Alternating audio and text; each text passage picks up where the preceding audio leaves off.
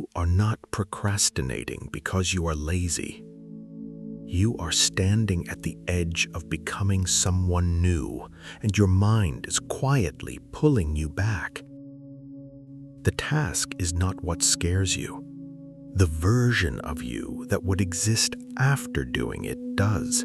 Because once you act, once you move, once you prove that you can, the old excuse loses its place to hide. This is why the samurai did not treat hesitation as a small problem.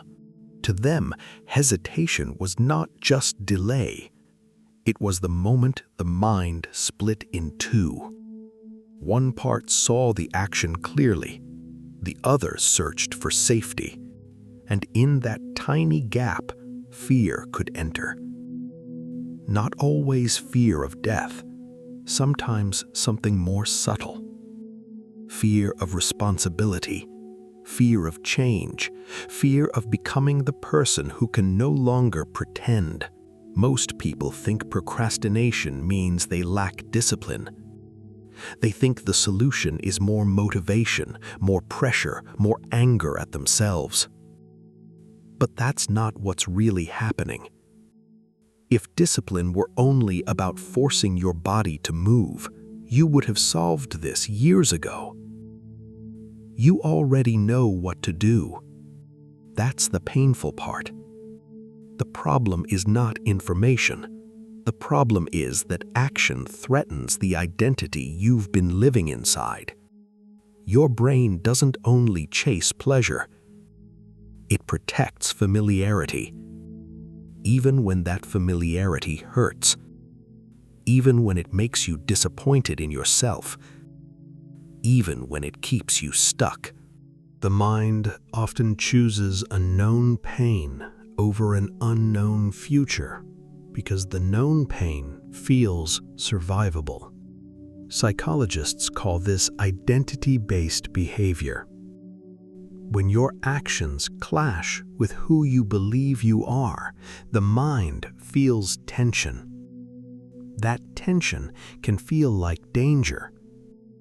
So instead of changing, you delay. Instead of starting, you scroll. Instead of facing the task, you protect the version of you that already knows to lose. And this is the brutal samurai lesson. The longer you wait, the louder fear becomes. The samurai understood that the first moment of clarity is sacred. When the mind sees the action, the body must move before doubt builds a throne. Not because they were emotionless, not because they were superhuman, but because they knew hesitation gives fear time to dress itself as logic. You are not avoiding the task. You are avoiding the version of yourself that the task would force you to become. Read that slowly. You are not avoiding the workout, the project, the message, the application, the hard conversation, or the first page. You are avoiding the proof. Because proof is dangerous. Proof means you can no longer say, "I'm just someone who never follows through." Proof means the old story starts to collapse. But it goes deeper than that. Because the real problem is not that you quit. It is why quitting feels safe. It is why doing nothing can feel painful and comforting at the same time. It is why tomorrow always feels cleaner than today. Tomorrow has no consequences yet. Tomorrow has no evidence. Tomorrow lets you imagine change without demanding it from you. Picture yourself at night.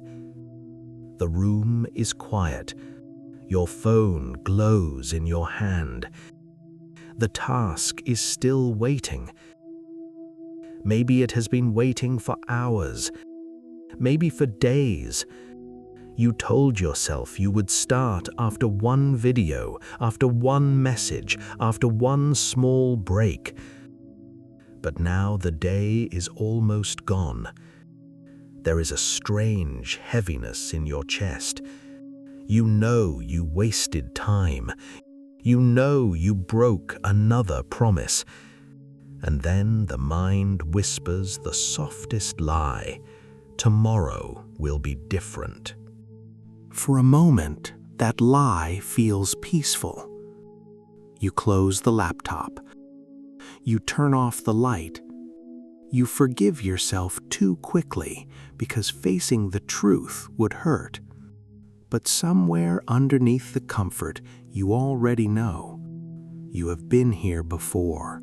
Same room, same silence, same promise, same escape. This is not just about discipline. This is about you. You have trained your mind to survive disappointment by postponing responsibility.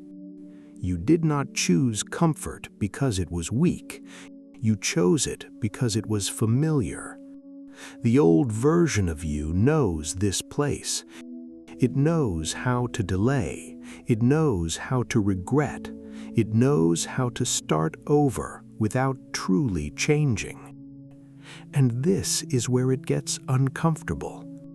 If you have spent years seeing yourself as inconsistent, distracted, behind, unfinished, or secretly disappointing, then change doesn't only require a new habit. It requires a small death of an old identity. Sometimes people do not fear failure. They fear becoming someone new because the old self, even when painful, still feels known. The old version of you is not evil. It's just afraid of becoming unnecessary. That is why motivation fades so fast. Motivation speaks to the future, but procrastination protects the past. Motivation says you can become more. Fear says, but then who are we? And when you don't understand this battle, you keep blaming yourself. You keep calling it laziness. You keep searching for the perfect routine. You keep starting again every Monday, every month, every year, until your own promises begin to sound meaningless. The danger is quiet. You don't lose your life all at once. You lose trust in yourself, one broken promise at a time, one delayed task, one avoided truth, one night where you pretend tomorrow will rescue you from what today required. But you don't need to hate yourself into discipline. You need to understand what part of you is afraid to change.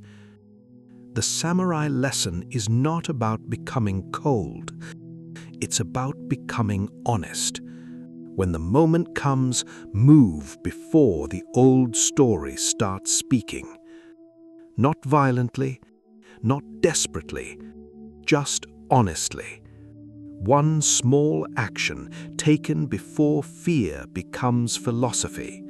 So the next time you say, "I'll start tomorrow," will you still call it laziness? Or will you finally ask what part of you is trying to stay safe?